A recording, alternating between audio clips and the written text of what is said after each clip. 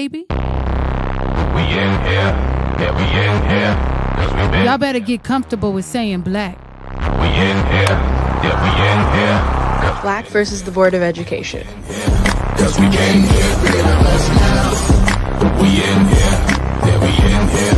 Cause we came here, rid of us now. And you know, and we go because we been here. That's why we are indeed a whole mood. That's it. Happy Monday, and welcome to another episode of Black versus the Board of Education. My name is Miss Laureen, and I am the captain of the ship. And I would go through and get everybody to introduce themselves, but I think we're gonna run out of time. So I'm just gonna take the liberty of telling you, Patrice and Coco are in the building, as well as Melissa, and our fellas are all here representing. Mr. Chastain, yes, Mr. James, and Mr. Fox are in the building. And today we are going to be talking about He Is Not a Gladiator with the book's author, Dr. Fletcher. I believe she goes by Dr. Fletch, though. So go ahead and pull them up on the screen, Isaiah, and we're going to allow Dr. Fletcher to give us her introduction, and we're going to jump right into the discussion because, like I said, we get into it and it goes real quick. I love it. Hey, good people. I am Fletch, the boy expert. I have been in education since 1999.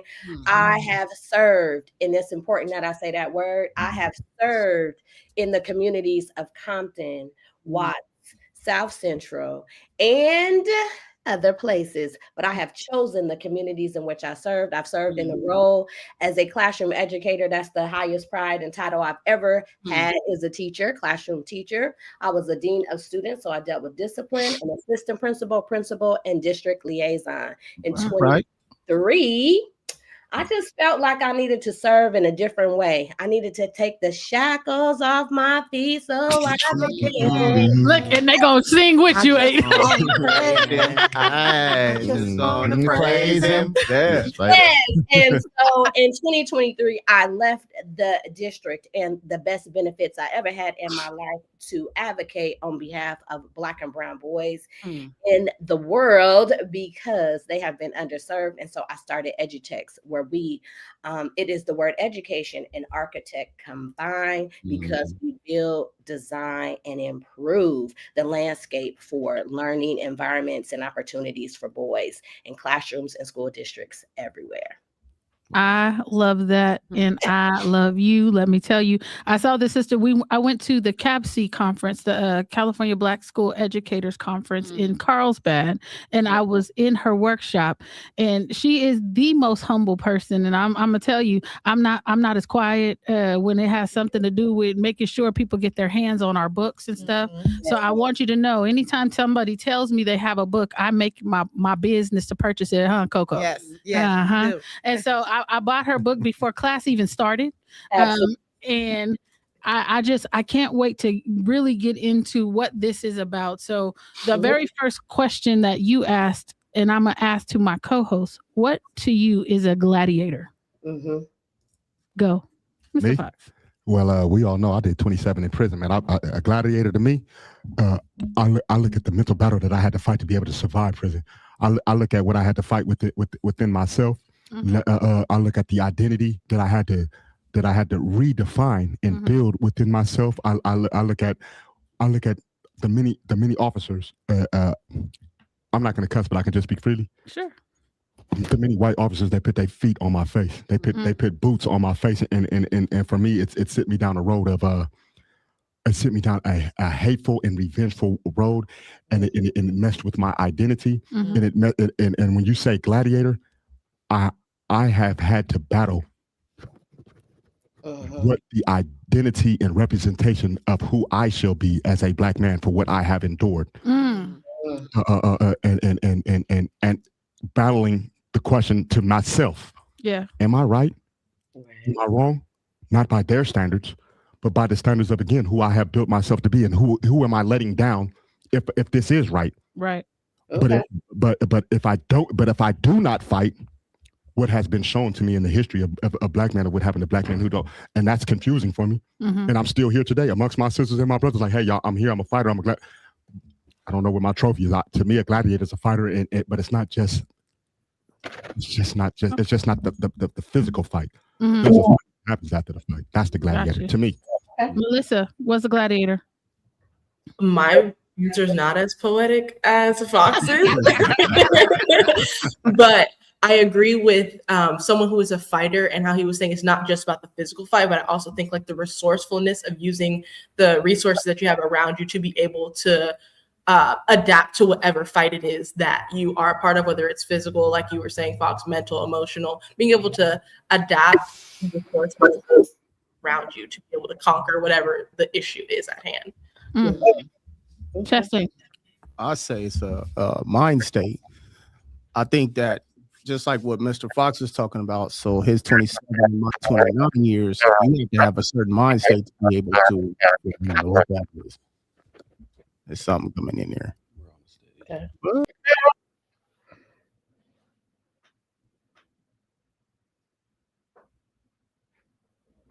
In order to, all right, let's try this again. I don't know what's going on with the sound. So, Oh yeah, we good.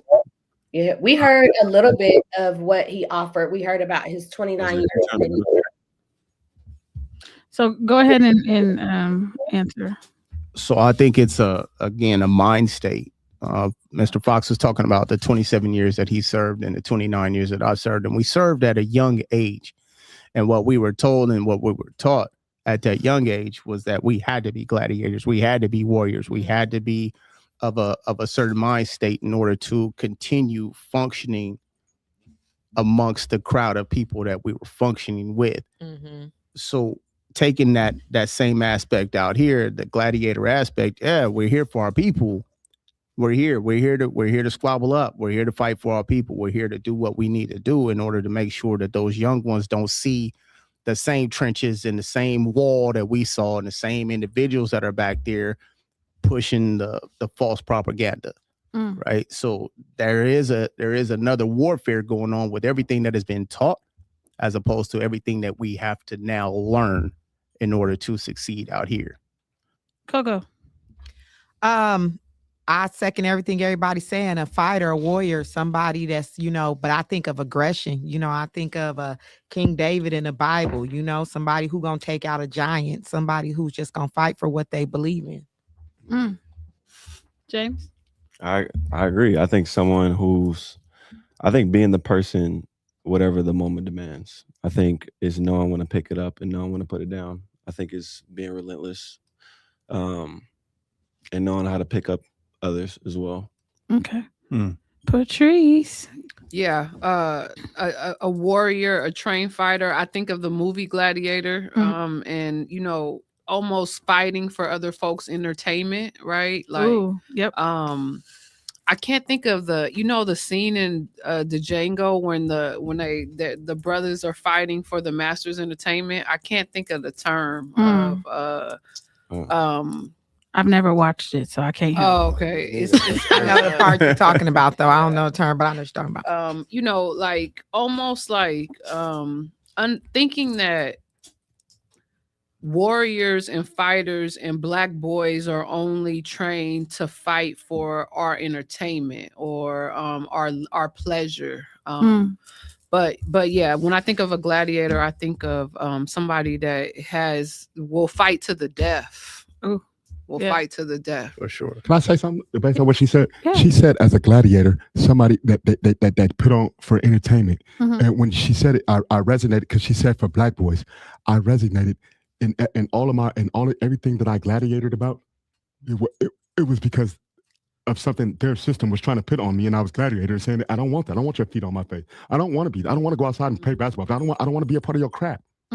And because of that, now I had a gladiator just to say, but I didn't know the answer of what I wanted to be. I didn't have the room to explore what I wanted to become. I just know I didn't want to be your sex puppet, your stump, you're nothing. I'm not none of that. Well, that made me think of James Baldwin. I'm not your Negro. But I had to put your microphone on mute, so I'll go ahead and unmute it because I think the feedback was coming through at that point. But I want you to, as the author of this book, tell us why you named it "He Is Not a Gladiator." Can you hear me? Yes, ma'am. So the reason why I chose Gladiator is because when you think about a gladiator, they were selected for entertainment. They were used inside of that arena, right? As long as they were performative, as long as they were doing what someone else was telling them to do, as long as they were keeping people entertained, they were worthwhile. And in education, we've been doing the same thing for Black boys for 25 years. Yeah. Perform on our courts, if he can perform on our football fields, because we're not looking at them in the honors classes, we're not looking at them in advanced courses. We're just seeing as long as he follows the rules and he does what he's supposed to do, we love him. But as soon as he raises his voice, as soon as he has advocacy, as soon as he doesn't go along with what you want him to do, or the people who are in power, right? We find a way to be dismissive and to disregard his genius. So, from my perspective, I was like, I've watched for years upon years and data upon data talk about how our boys are not performing at the highest levels in which they could. And so, if we're not doing anything about it, then we're just using them as entertainment. Right. Right. The system that has been designed. You don't keep something the same for 25 years. That's a part of the structure of the Right. system. And I'm glad you said that, because there are people who will listen to this conversation and think that we're making things up. So you explain kind of like 4 shifts in your book. Yes. So can we go over those really quickly for the people in the back? So shift number 1 is all about data. So we love looking at scorecards. We love rattling off statistics. We love doing all of those things. And so my first thing is that we stop having I call it performance karaoke, professional development, where teachers are walking away from things, but they're not picking up any tools that they could use. But when we do have professional development that is based on data, you cannot tell me if we're in schools and only 30% of students are reading at grade level that we shouldn't be doing anything differently for our boys around literacy, right? So that's the first, looking at the data. The second shift is around and I might have them out of order, so don't judge me. No judgment. There's one that he just talked about, which is the sacred space around the mental battle that he talked about, that Mr. Fox talked about. So one of the shifts is really around creating sacred spaces for boys. And when I say a sacred space, it's an adult that's also very healed, right? It doesn't necessarily need to be a man, but it can be. It got to be a healed man. It can't be a man. I'm gonna talk about the man who just crashed out and lost $6 million. But that well, we could talk about him, but we're gonna let you keep going. Yeah, I don't want to do that today, but having that sacred space that is not interrupted by women, because we do have to understand that schools are predominantly ran by women. Okay, so I don't care if you're the principal, the assistant principal, and 80% of teachers are women, right? I'm talking about creating a sacred space where they have vulnerability. That is not about SEL. It is about a place where boys can be boys with another boy and or male. That's a big one for me, and I advocate for that everywhere I go. Another shift is around the curriculum. You went on mute. There you go. Mr. Fox talked about his identity, right? So we're talking about the curriculum. Okay. Right. So if the curriculum that we are putting in front of our boys is not positive, is not affirming, is not demonstrating genius, then the things that we are putting in front of them are the same things that they are going to begin to mirror. So why isn't the narrative different around the curriculum that we have? Are they seeing themselves? I'll call it windows and mirrors, right?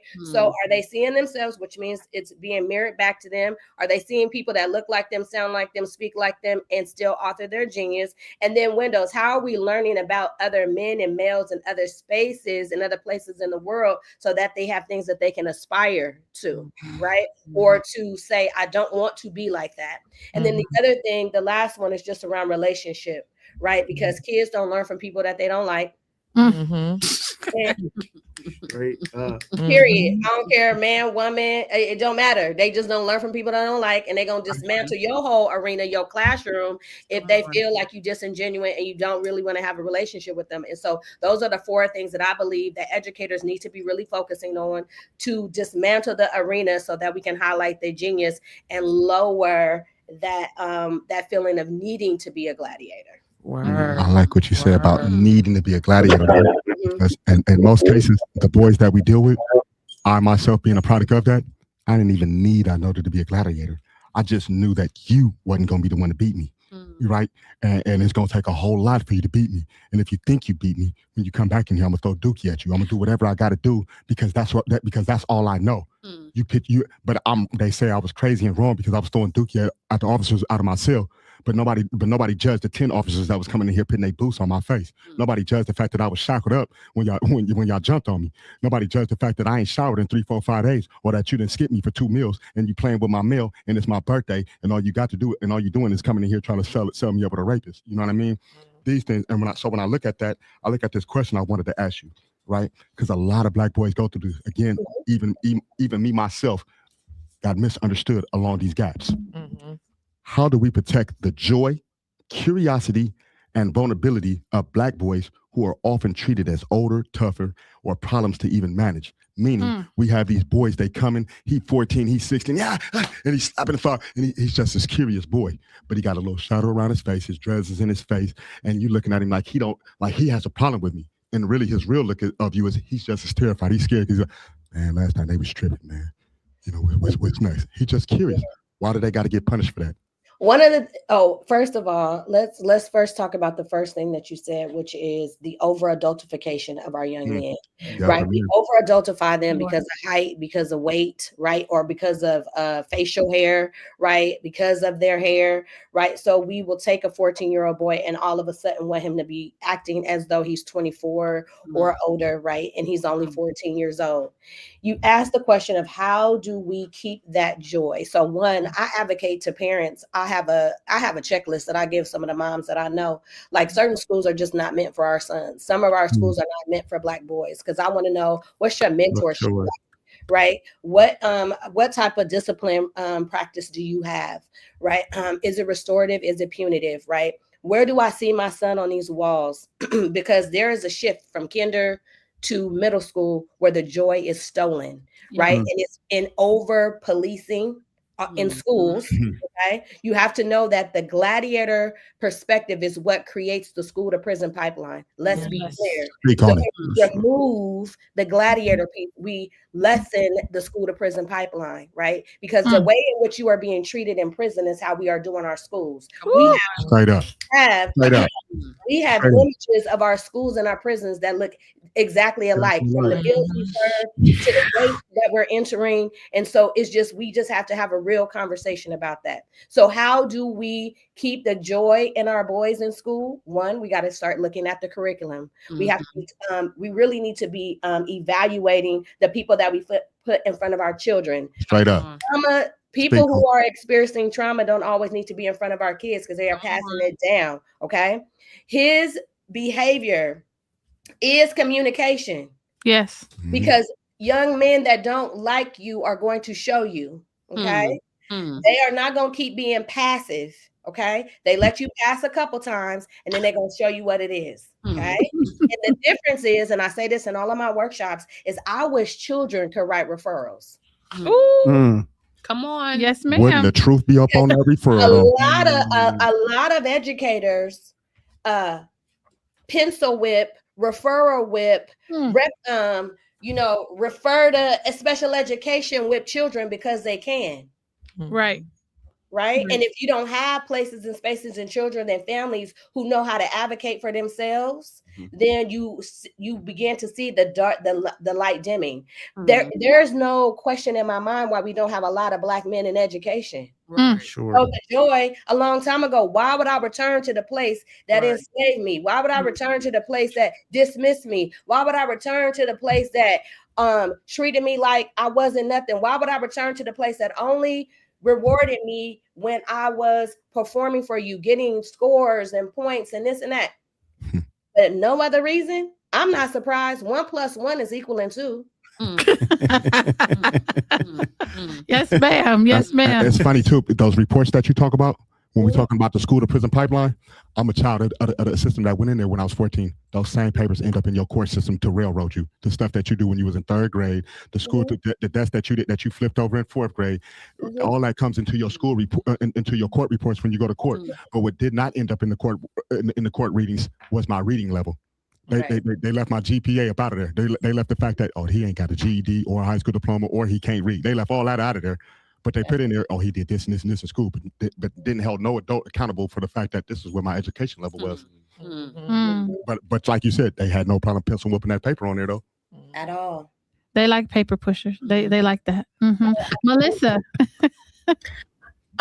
So you are clearly very, very passionate about education and making sure that children overall have someone to protect them and advocate for them, that they can learn how to advocate for themselves. And so my question is going back to what you originally said about how being a classroom teacher is one of like your highest accomplishments. Why did you choose to go into education? Ooh, that's a good question. So I'm gonna make it short and sweet as I can. So I was born in San Diego, California. And then my parents moved me to Seattle, Washington, where I was one of the Black people in Seattle, Washington. We were there from kindergarten through 5th grade. And then I went back to San Diego, California, because both of my parents were addicted to crack cocaine. Okay. So if you did the ACEs score, I'm a 10 out of 10. It is what it is, from the molestation, the abuse, the drugs, the homelessness, the hungry, the whatever. When I got back to San Diego, I had a different. That's where I really learned code switching, because the kids in San Diego was talking crazy to teachers, and I didn't even know what that meant. But what I did know was you wasn't gonna put your hands on me. So I learned how to throw hands like real fast, and I learned how to cuss people out real quick. But I always had good grades because I was like, you're not gonna beat me up. I had eczema, I was a dark-skinned chick. They was calling me Glow. Oh, okay. You ain't gonna do it no more. Okay. So from middle through high school, I was a mess, but I had good grades. I used to beat everybody. If you came to me and said, hey, did you say a da da da? I would be like, yep. Even if I didn't. But there was one educator. Her name was Ruth Cox. Ruth Cox knew I was hungry. She knew I was homeless. She knew I was, at sometimes point in times, I didn't even have a sanitary napkin. I was using a face cloth, okay, in my underwear. And you want to say something to me, girl? Boo, I ain't got time. Like, let me just show you real quick, right? She changed the trajectory of my life. I spent so much time in the office with a referral that people thought I worked at the school. Okay.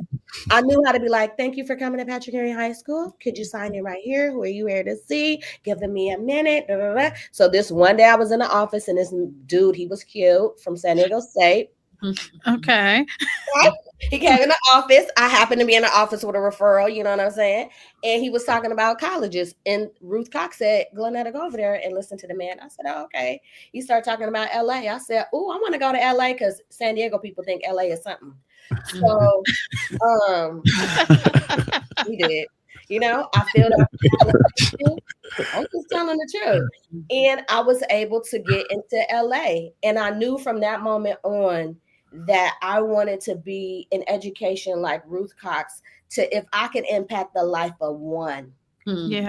One. Because my teachers, my grandparents, they all thought I was going to have a bunch of kids and be on the county. They thought I wasn't going to graduate high school. And the reason why I go by Fletch and not Dr. Fletcher is because the title don't mean nothing to me. I don't want you to give me honor or say anything about me because I got a whole bunch of student loan debt. I want you to recognize. Mine ain't forgiven. I'm just going, okay. So I want you to recognize what I bring to the table and not what I have in front of my last name. That's what's up. Yeah. Mr. Chastain and then Coco. So I do want to salute Miss what'd you say, Ruby Cox? Ruth Cox. I want to salute her for getting you in the trajectory of where you are at. Yeah. Thank you for her, and thank you for you doing the same thing. Now, while we're in these schools, how do we train these staff to recognize and interrupt their BS or their bias in real time about our Black boys? How do we get some training in here to these people besides talking to the union? Yes. Oh, right. All right. So 2 ways. One is you really got to have an educator that cares, though. Facts. Okay. You really got to have an educator that cares. And I mean, from the leadership down, right? Because if I was back in the school, I'm going to just tell you, I'd be writing teachers up. Because if you ain't looking out for the best interest of my kids, you got to go. You're cancerous. But they don't believe in that. That's why, people like it was like, oh, you going to leave? Bye, girl. Okay. Because I wasn't going along with the masses. But it is really one, educating the teachers, because it's not happening in the teacher prep programs either. So I really feel like there should be specific training, just like now they got social emotional, and we had to learn how to teach people who are acquiring the language in California, right? We should be teaching people, how do we teach boys? So one of the people that I did a lot of research around too, his name is Michael Gurian, and he teaches about the brain science of teaching to the brains of boys as an instructional tool, right? And so that is another way in which, if we just understand the boy brain, we could be doing things a little bit differently. And so really advocating for that type of training. But besides the training, because once they get to schools, principals are in control. How do we advocate for it in teacher preparation programs? Okay. That's one of the major pieces, is because they don't know. Right. Can I ask you a question? I just heard you say something about a doctor gave you a study, the doctor to study the boy brain. The question would be, what cultures are these boys? Where are they coming from? What type of boy brains are they start studying? So they're thinking, this purpose of the study is determined that they want to be able to understand the boy's brain better, as in the difference between the girl and the boy. Absolutely. Just in the same way that we have people who are auditory, right? We have people who are kinesthetic, right? We have people who are visual learners. If we understand the brain and use that as another tool in which to be able to engage, right? To be able to support, to be able to scaffold learning, then we should be using that as well. A lot of things you have to think about are really geared towards teaching to girls, right? We do a lot of talking, and the girls socially, we cool with that. Like, we could talk and we could share and do presents, but you start all that talking, boys not listening to that. In a real life, it is not a science that sports games are broken down to 15 minutes. Right. Yeah. And we in there lecturing for 60. He's done. He's done. You know what? You could get more things done on a checklist because he could go back and see it. You said all that stuff and he remembered 2 things. But okay, my purpose for asking that question is my purpose for asking that question is this: I am of the belief that we do understand the boy's brain. It is I believe Who's that. We? Huh? Who's we?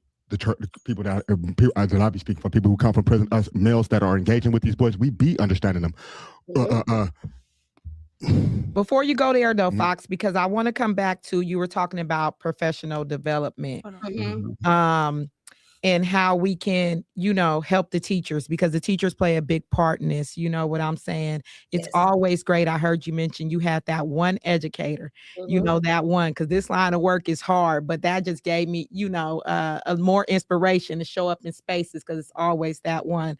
But I wanted to say, how do we bring the adults along that resist change, right? Because you're studying Black boys and what Black boys need, right? And there's people, I know you've been in some of these professional development, was like, we ain't got time for that. Why should we even care? You know what I'm saying? Because we're dismantling the system.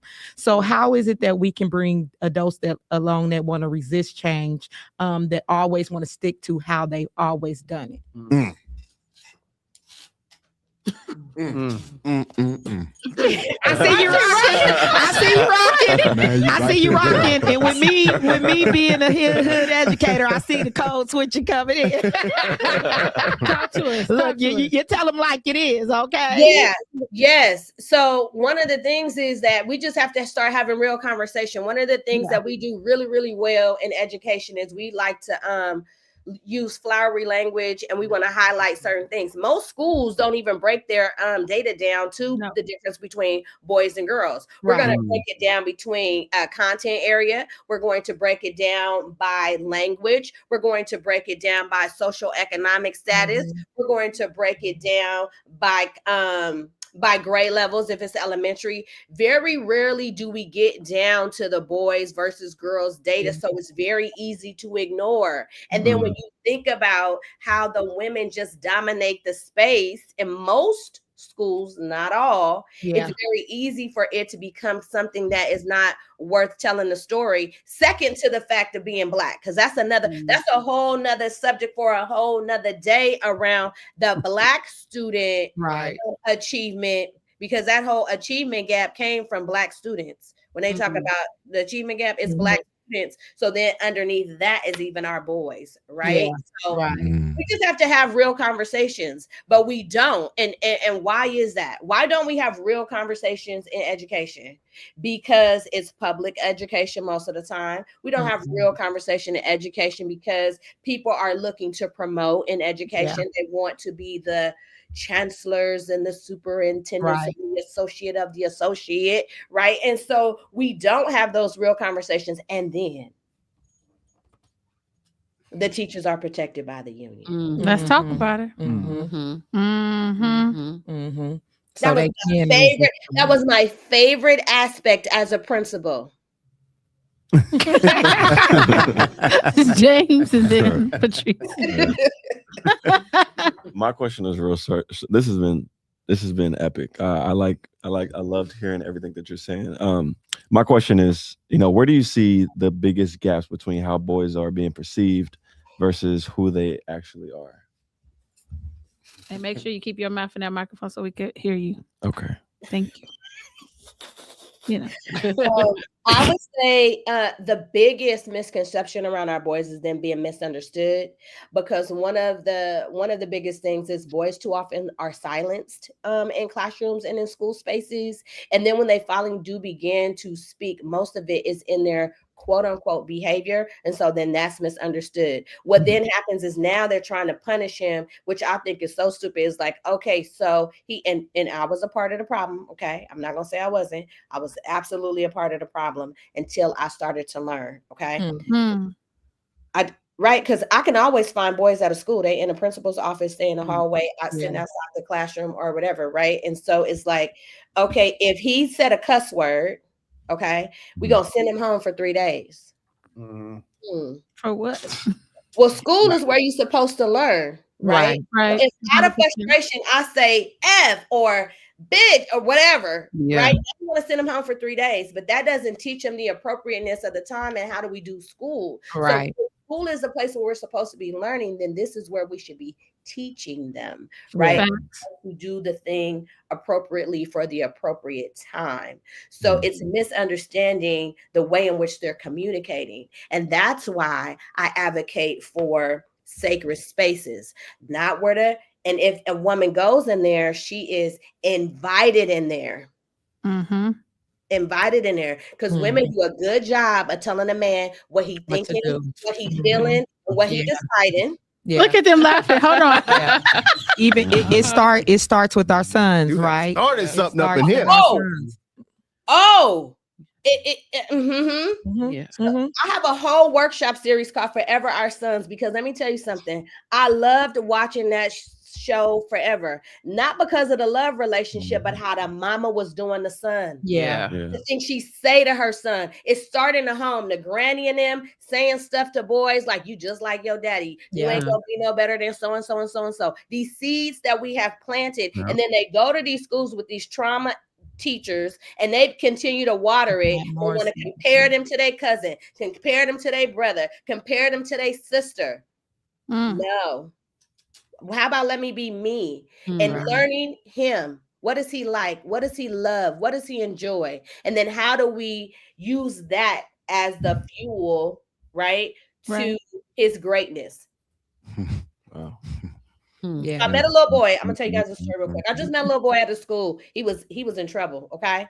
But he was like 7th grade, but he had made it on the middle school like varsity team. And he Okay. was the shooting guard, the point guard or something. Who the people, the Kobe? The point Is that guard. point guard? The Kobe. The point What is guard. that? The point guard. I don't know. You know, it's too much squeaking of the shoes on the I can't. Okay, he's the point guard. So I asked him, I said, so at your young age, you have been able to be appointed as the point guard. He was like, yeah. I said, tell me what the point guard do. He tells me all the things he does. I said, man, that's crazy. I wonder how you could do that in your life. How could you call all the plays in your life when it comes to schoolwork, when it comes to your relationship with your parents, when it comes to your relationship with your friends and taking care of your business? Because the point guard has a vision. Yes. He can see things before other people see it. Yeah. He said, dang, I didn't think about it like that. I said, you want to play, but you got to play the game of life too. Right. Sure. Right. So start calling them shots. But what we do first, the first thing we want to do is we're going to take basketball. Why? Because he likes it. Yeah. We take recess from elementary kids. They got a whole bunch of energy. You got too much energy now. They want to call you ADHD, ADD, Right. Yeah. all them things. But why'd you take recess? Right. Right. Because they want to see me at their schools because that's against the law. It is against the law. Mm-hmm. You got to go outside and run. Yeah. Get that energy out. Patrice. This conversation need is it for so powerful. physical self. Yeah, it's so powerful. Thank you so much. I wish we could just bring you here and put you in front of every How about that? district and teacher that's working with Black boys in our schools, because we know here in Sacramento, Sacramento is the capital of suspensions. We suspend Black boys more than any other district in the state of California, as low as preschool up into 12th grade. We know they're getting suspended 4 to 5 times the amount of their white counterparts. Absolutely. 3 times more likely than their Latino counterparts. Yeah. Although they're the smallest. For the same thing. Yeah, For the same thing. For the very same thing. And there's the smallest population of students Right. in schools out here. So I want to say, can I say this, Miss Patrice? I don't mean to cut you off, but this is something that we got to take into account. That one, why do we keep doing something that ain't working? Right. But I want to tell you this that people don't even consider. Some people go to school intentionally to get suspended. Like, I know I don't like you, Miss Fletcher. So I want to get put out of your class. I was one of them. Oh, Lord. Absolutely. Like, I was going in there to like mess with her. Like, please send me out, girl. Go hang with the homie, Miss Cox. Like, intentionally get kicked out. Let's go. Yes, and I'm gonna keep walking right off campus. It goes back to the point that you said about, I'm not gonna learn from you if I don't know that if I know you don't like me. If I don't like you, I'm not trying to hear nothing you saying, right? We say, like, young people don't care how much you know until they know you care, right? So let me focus on the question, because we start talking here and then it's 5:30. What does an affirming, culturally responsive classroom look like for Black boys in practice, and not theory? Ooh. So first, can we not say the classroom? Let's talk about the school. Sure. The school, yes. First, get to the school. I want to know, where do I see him visually? Is he a part of leadership? Are they on the walls? Are they on honor roll? Are they in your honors classes, gifted, identify? Am I seeing them in leadership places and spaces as I get on the campus? Okay. I should never only see them in a banner in your gym. Right. Your son should not be going there. Okay. Ever. Okay. So that's where it starts. Where are they in leadership roles and positions? That's first. Okay. And then it's looking at the curriculum. Let's see, what are you teaching? What are you offering? What are you providing? What are you sharing? What is my son going to walk away with? right? And then what type of programming do you have on your campus, right? Do you have mentorships? Do you have community service opportunities? Do you have a sacred space for them that is led by them and for them? Okay, and not just sports, because every Black boy doesn't play sports. Right. So spaces have places and spaces for every single boy. Okay, whether it's your emo boy, your gothic rock hardcore boy, to your boy who is in culinary arts and the dang on DJ, right? What type of spaces and clubs, opportunities, and activities do we have for our boys, right? That's what affirming spaces look like, that they have opportunity, and it's not just about A through G, right? And CSU and Cal States. It's just not that. Yeah. And Where it's was not you at about before my son went to high school. It's a Black mother who sent her son one of the horriblest high schools in Sacramento, but he made it through. He made it through. And that's what's up, because I'm listening to you talk, and I'm hearing, the things that you're saying, and not once did I hear you mention PBIS or MTSS or any of these other acronyms they tend to come up with to act like they're culturally responsive, or they have their social emotional game, locked down. Let me tell you why they have all them acronyms, because they could track it. Okay, because they can say we had 10 assemblies and we had 45 circles, and just in the same way that they could say that they suspended people, right? It's tracking, but do we have a relationship tracker? Do we have a way in which we could tell that every boy on the campus has been tied to an adult, a responsible adult, and that's a check-in partner? That's the person they go and see when they know they're about to light that fuse, and they like, but I don't want to get in trouble, so let me go in there and see Miss So-and-so. If every kid had one of those, right? So I don't, because I was restoring before restorative justice was put in somebody's book.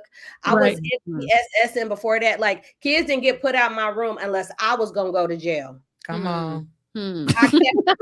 Okay, Brian, Ray, Jose, sit down. Yes. Sit down. And I'm gonna see you in a minute, right? Brian wanna be mad. I never had a fight in my room, and I had some of the gangsters of the gangsters. I had the weed rollers of the reed rollers. Like, don't come in here high and talking about you need something to eat. If you're gonna buy that, you're gonna buy some munchies too. Don't come in here.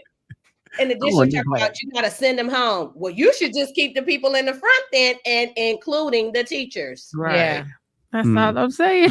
Yeah. Mr. Fox, you were starting on a. She asked the question. She asked the question you were going to ask. Yeah, my point that I was trying to get to. You study.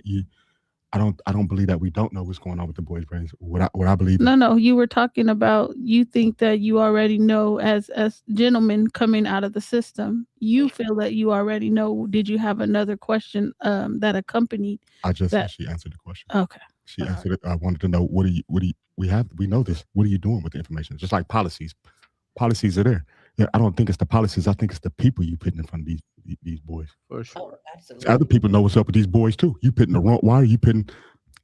If I can speak frankly, why are you putting Amber in front of a room full of Jerusalems and James? You already know what's going on with them. They need me. They need Book. They need Juju. They need Jose. They need. And we know what's up with their brain. And so do solid dudes. Distinction, separation, not just males. So do solid males know what's going up with our young youth, and we're trying to get in front of them. Right. Why are we being the ones that's not being kicked? Well, away? because you have a bunch of people who think that they're perfect in positions to actually dictate who has access to children and what type of access they should have, if any. And I think that that's where, we're messing it up. The education game has not changed in ever. Right. But we're dealing with kids who need just a lot of bit more. I would say a little bit more. I'm gonna say a lot of bit more. And the teaching profession is dominated by women, and it's dominated by white women. Okay, I was about to say, let's be specific. Yeah. 80%. Right. Yeah. And Dr. Bettina Love says it's closer to like 88% are white women, right? And so like, how do we get more Black males to even want to be teachers? Well, Dr. Fletch, when you coming in with that, she said something earlier about you said that they don't want to go back to be Black educators because how they was treated in school then. Right. And it reminds me of some conversations we had with you all when you say, when I go on campus, y'all being treated like that now as Black Right. educators. So you like, why do I even want to be there? And it's like, even as Black educators, I'm still being treated the same way I was treated in school. And so the connection, when you was talking about that earlier, if you can dive in a little bit more on that, the connection of how even as showing up again, right? I'm reformed. I've been through my stuff. I have a passion to want to come back to these schools. I got my credentials. I'm still being treated as if, you know, I can't be in leadership roles. Right. I'm still a gladiator, you know, if I'm not going to be coach, right? Because we come to some of these campuses, everybody's, if he's coach versus teacher and administrative roles. So like the comparison of the two of coming back in, still being targeted as a Black male educator. Oh, absolutely. Too often you're going to see our Black men in spaces that are not in the intellectual capacity, but more in the disciplinarian capacity. Okay, that's one. You also see the Black women in that too. They are sent into schools to revive them. Okay, and get order back in, and we're seeing more disciplinarian instruction folks. I mean, instructor and not instruction. Right. And so that's a huge concern. And so I believe, too, in the same way that I'm advocating for boys to have spaces on campus, is that you're going to have to create that sacred space for those who want to be educators, because men are just unprotected in general. They're not listened to. I just want us to even pay attention to how often the men have spoke today. Yeah. And we're talking about them. Their genuine experience and opportunity in school, they have so much to give us. Right. And so that happens too often, right? Their silence, they be like, y'all go ahead, y'all just do your thing. We'll be here, right? But we really need to be having these listening spaces for our young men. We need to be listening more to our men and giving honor to life experience. Absolutely. And the degree. That's right. Dang, don't do that. Because I got a daughter right now that got a whole lot of intellect, but when the guns start busting, she don't know where to go. Okay? She gonna be like, let me go tell the principal. Let me tell the principal. Girl, you know what I'm saying? We gotta give some honor to life experience. Yeah. Right? That street and book smarts. It's a difference. And so I want to hear too from all of the men on the panel, right? Like, what was your experience in school like? And what did you need from an educator when you were in school? What we need from an educator? We need more time for this one. I'm gonna give you just a touch, just based off what I heard you say. When I went to school with black eyes, because my mama used to hit me with the other end of the belt with the belt buckle, and it blacked both my eyes. I got scars around my face where her belt buckle used to hit me, squabbling up. My mom was a crackhead too, right? And I don't say that with pride. I just acknowledging the truth for what it is. Beautiful Black woman went through her struggle and she needed help. But as she began to get beat on, she beat on me too. She locked me in closets. But I went to the dean. I was uneducated. I needed the teacher to recognize the boy in the back ain't 8 and they got black eyes. I needed them to care. I needed to realize I wasn't trying to get kicked out. I wanted some help. I needed the teacher to stop looking at my mother's mini skirt and let her know I ain't do my homework. I needed somebody to wonder why this kid got all Fs. Right. Why how he got all Fs and he got skipped up to the next grade. Instead of him looking and seeing my rough exterior. My rough exterior was I'm hungry, I'm dirty, and I'm homeless. I'm not even 10 years old yet, and I'm in a gang. You know what I'm saying? And outside, my homies right there, they're gonna walk me home because they want to see me fight with another kid again. You know what I mean? They like, where was the intervention? Gotcha. So what I heard you say, and then I want to hear from the other two guys. I heard you say you needed someone to pay attention, you needed someone to care, and you needed a connection. That's what I heard. Okay. And then I made my own connection through the life. That's what that, like, you know, but I'll move on. Chastain? I would say for me was I needed structure. I needed somebody to actually care, but somebody to just get my stuff and say, hey, this is what you're going to do. This is what we need you to do. This is what's going to happen, whatever, how it goes. I went through my entire junior high school. Junior high school? What is it called? Junior high school. Yeah, junior high school. Middle school. Well, right? it depends on the age. You know, if you a certain age, it was 7, 8, 9, and other places it's 6, 7, 8. Right. So it was 7 and 8. I don't know about no 6, 7, 8, 9. I know 7 and 8. I know for those 2 years, I didn't bring home a report card. I didn't bring home a report card. And I still trip off of that. How did you not ask me about a report card or check into it or figure out what's going on? There was the abuse at home, the emotional, physical with my mother. Pop was there, but not there. School was, we got transferred from a school. We had a school closed down and transferred us to a whole nother school that was just all white and everything else but us. Junior high, like I said, those 2 years were just ridiculous. Not a report card, not showing up. I missed 50 something days at a time from school just because I was hungry. I was tired. I was tired of going home. I was tired of getting beat on and stuff like that. Out in the streets. High school, oh my God, I don't know what happened after that. It just went bad. I couldn't stand school. Right. I wanted to learn. Very smart. But I was bored at school.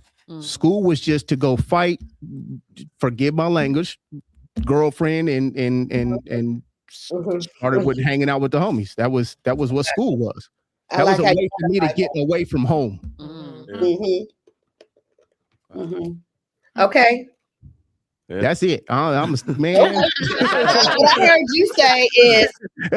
you say is out of your boredom, you began to find ways in which to entertain yourself. And because no one was paying attention and you lacked structure, you created your own structure, which was outside of school with a girlfriend.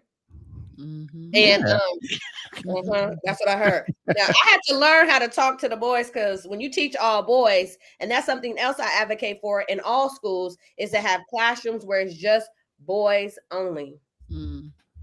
But that's neither here nor there. Absolutely. And I'm gonna tell you, I will tell. I wish I would have brought my school son, who smart as could be. His father was murdered in the 9th grade.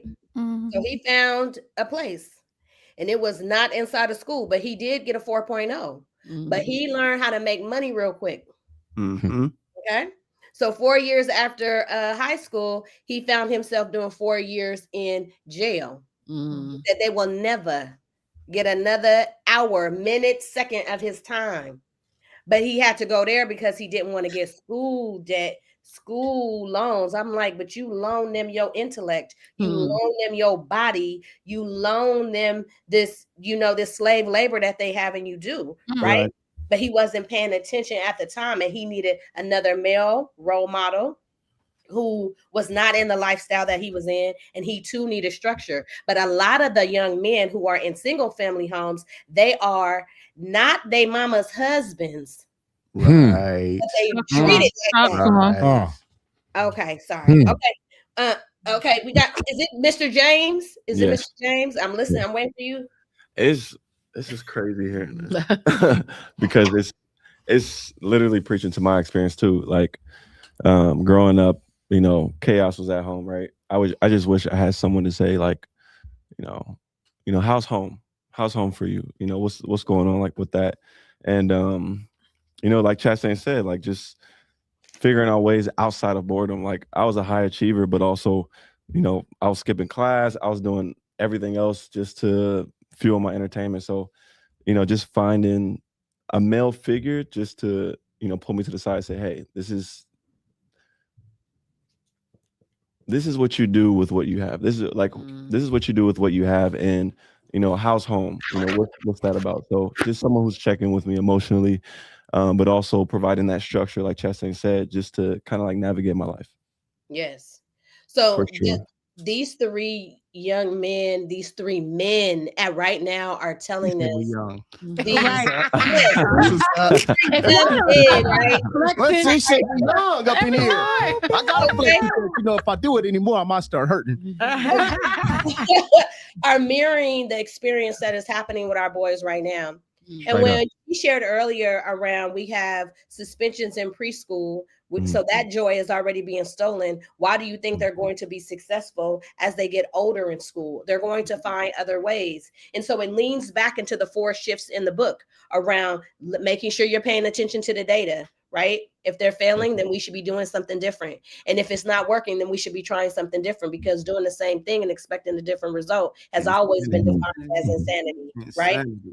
All three of you guys talked about having a trusted adult on campus, right? Which I indicated also in the book around relationship is, do we have a relationship tracker in the same way that we track suspensions, the same way that we track D's, the same way that we track absences? Do we have that type of tracker, right? To make sure that we are not only just checking his name off, but does he feel seen, heard, and valued on that particular campus? And when that's not happening, we should be making sure that that changes, right? A lack of connection, right? Going back to the curriculum, were there things that they had interest in? You know, they say that schools went down the drain when we took the Bible out of the school. I will also say schools started going down the drain when we took trade out of the school. When the boys were able to do things hand on, when we were able to do wood shop, we were able to do mechanics, we were able to do that. And then you isolate our children. I'm gonna get down. I promise I'm gonna get off this soapbox today. No, stay on the soapbox, please. Around all of these college awareness and college ready and what college you want to go to. Well, what if I don't want to go to the university, but I do want to be a plumber? I do want to be an electrician. I do want to be a locksmith. I do want to be, you know, I want to own my own shop. Like, where is the honor and value in that? So my HVAC man told me, I dropped out of 8th grade because I stopped going to school because I didn't have the university shirt they wanted me to wear for college day. And he made more money than the teachers. In his own business. So we do have to honor that. We have to honor those who want to go to the military. We keep acting like that's criminal. What's criminal is not giving them access, opportunity, and exposure. So having mentor programs where you have Mr. Foxes and all the ones, because one time I was dating this man. It's embarrassing to say, okay, I was dating this man. He had cornrows, okay, cornrows, tattoos everywhere, okay, rolling up on his motorcycle outside of the school. Because, you know, education is what I do. It's not who I am. Hello, okay. Principal is calling on the radio for security to go out in the front. We got somebody out in the front of the school. I said, oh, hey, that was the dude I was with. I was like, oh, that's don't worry. He good, right? they wanted him to be in a suit, you know what I mean, with a little tie. No, I expose my gentlemen scholars to every career, every person who went to jail, the gang banging, tattoo. That's right. Everybody, you need to see access. They need to have access. They need to see opportunities that exist in the world that are outside of those textbooks, and they need to have exposure. Now, people gonna make the decision that they want, but they did get to see and experience it. I was laughing while you was talking, but I want you to know I wasn't laughing at you. While you was laughing, you was talking about the stuff about the adults on campus that care. I've been to several IEP meetings, 504 meetings, in the classrooms, and in these meetings with these principals. I'm pretty sure you know how it goes, right? We're on this side, they're on that side, we talking, whatever, however you may be. But in there's always that adult, and it goes, oh, no, yeah, I got him, and he likes me. And I always ask the kid, the teacher says she got you. You like that teacher? They're like, nope. Nope. And I always ask the kid, does teacher say that she's your safe person, or he? And the kid says always, I've yet to meet one that says, yeah, that's my safe adult. So how I don't be understanding these self-appointed self-places and self-appointed. If my kid said you not that safe, then why do I sit in the room and let you do it? And okay, yeah, and we're gonna sign off. No, I just asked a vital question. Is that your safe person? No, parent. Wake up. Your kid just said this is not their safe person. Why are you signing off on this? You know, why are you sending them back in there? Let's be very clear. That's not their safe person. Why do you send them back in? So one of the things that I tell people every day is we really have to be thinking about how do we continue to educate the parents, right? The root of the tree, right? Because we always get the fruit from the tree at the school. The schools have to be dealing with both, right? the fruit and the root. Okay, that's the truth. And what they do typically, because a lot of parents, I call them Glendas. That was my mama. Glenda show up, she cussing, hollering. I thought we were talking about Wizard of Oz. What you say? I said the good witch, Glenda the good witch. No, Glenda wasn't the good witch. Okay, I think she is the one. My mama was one of the innovators of the disruptive parent letter. Okay, Okay. she was up there cutting up. Okay, she cut up because we stopped her from getting high or something. My mama would show up. They like, she don't have to come back no more, right? And so that's how they do it. But one of the issues I have too is one, we don't spend enough time in educating our parents, but we also have to be aware that our parents have a lot of school hurt. You know how many times the mamas get called about their sons? They already know when they send them to another place. They just waiting for that phone call because we never call and say we so excited to have him. Right. Never. No. Love to have him here. We are so the first time we call him is when he in trouble. That's right. That's number one. Then number two, can we really talk about this IEP? So every child in the school should have an IEP because we talk about differentiation and teaching to what they're able to do and their capabilities. So that's one thing. But I just want to know why a child is given an IEP in second grade and he still got the same one. Oh my God. In the 12th grade.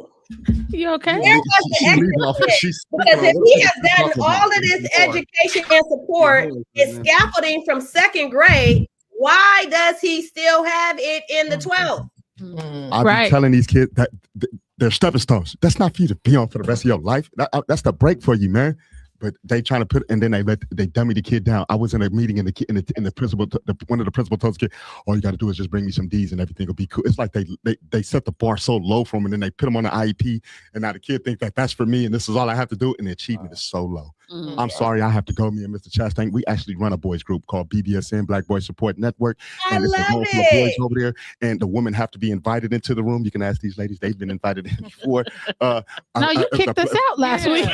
Because one of my boys done something that we had to get up on him about, and guess what? It happened to do something with and I came back to the ladies and let them know what it was, and it was serious. But the boys need to hear it, and they waiting on me now. Ladies, I appreciate all of y'all wisdom, knowledge. Thank y'all for even acknowledging us. Even I didn't even know that it was gonna go this far. But hey, thank all of y'all. I hate that we run out of time so quickly. So we have one more question. Coco has. Melissa, do you have a question that you want to ask too? Melissa can go ahead and go. You can go ahead and go, Melissa. Okay, my question. I know we're out of time, so very quickly. In 30 seconds, how can we center boys' voices without reinforcing harmful gender stereotypes? How can we center boys' voices without reinforcing hard gender stereotypes? Harmful gender stereotypes, yeah. Harmful gender stereotypes. I would always advocate just for single gender spaces. And they're in that particular space really advocating in that way because it has nothing to do with a stereotype. It has everything to do with a need. In the same way that we always create clubs and organizations when somebody doesn't let us in, we just create one for ourselves. Right. We need to make sure that we create one for them.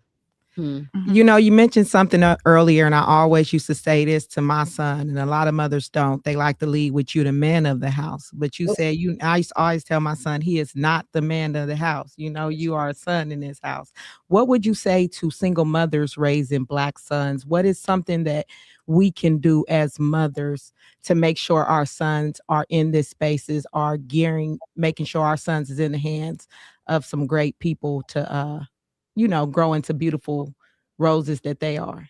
Yes. So one, I used to tell my mamas all the time, that's not your husband. He is not your husband. Yeah. And two, to get him enrolled and involved and give him access and opportunity in single male or single gender spaces, right? And so get him the mentorship, get him involved in those young men mentoring spaces, get him involved in those Boy Scouts or whatever that is outside of you, right? Because what we do is I don't want you to continue to pass down the trauma of your experience with his father and or what already might be in his DNA. You don't have to perpetuate it. You know what I mean? Yeah. Thank you for that, because it's a lot of single mothers we raising Black sons, and we need that type of information to know how we can raise our sons to the best of our ability. Yes, absolutely. And I think that one of the things that I'm hearing, and I don't call boys young men because I don't want to be accused of adultifying them. So I'm specifically talking about boys. And sometimes mamas, we have this thing where we want them in certain programs, but then we want to dictate to the men how they're supposed to run those programs. And so I've been doing a better job I don't have any children, but what I will say is I've learned to step back and let them do what it is that they're doing, because we get in the way, and I don't even think it's because we want to be in the way. It's just what we're used to doing is just being in the way. Yeah. And so I want to make sure that, yes, we provide certain spaces, but we have to step back and allow those men to run those spaces, because there's some things we just don't have our finger on the pulse of. Right. But before we get out of here, look, I need y'all to go pick up my sister's book. This is He Is Not a Gladiator. Where is it available, Dr. Fletch? Where It is available on my website, which is www.edutects.com. Right underneath publishings, you could get it right there. That's the best place to get it. And if you need a massive order or a large order, just give me a call and we can work it out. My phone number is all over the website. I'm not hidden. I'm in plain sight. I know that's right. So it's www.edutects.edu. Nope, .com. Nope. .com, edutects.com. Yep. And you can get this book if you want a larger order. She's good for it. I made sure she sold out the last time I was with her, while she was trying to be all humble and stuff. I'm like, before y'all leave this room, she has her QR code up at the front of the room. Go get her book, because we're going to need to get y'all educated. And so I want to thank you on behalf of Black versus the Board of Education for joining the conversation today. Please come back. I will. I appreciate you all having me. I am one of those people that's just not about talking about it. And that's why in that book, you're not going to find all these quotes and scholarly journals and data. We already know what it is. It's time to get to work. It's time to enter the arena and change the narrative and the trajectory of our Black boys. Now we don't need no more data and statistics. We know what it is. Right. We don't need no studies. We need y'all to get off your behind and get to work. So with that, we are going to be taking the next couple of weeks off. We will be back January 5th right here on Black versus the Board of Education. Y'all go ahead, throw up the peace sign. Peace, happy holidays. We will see y'all in the new year. Peace.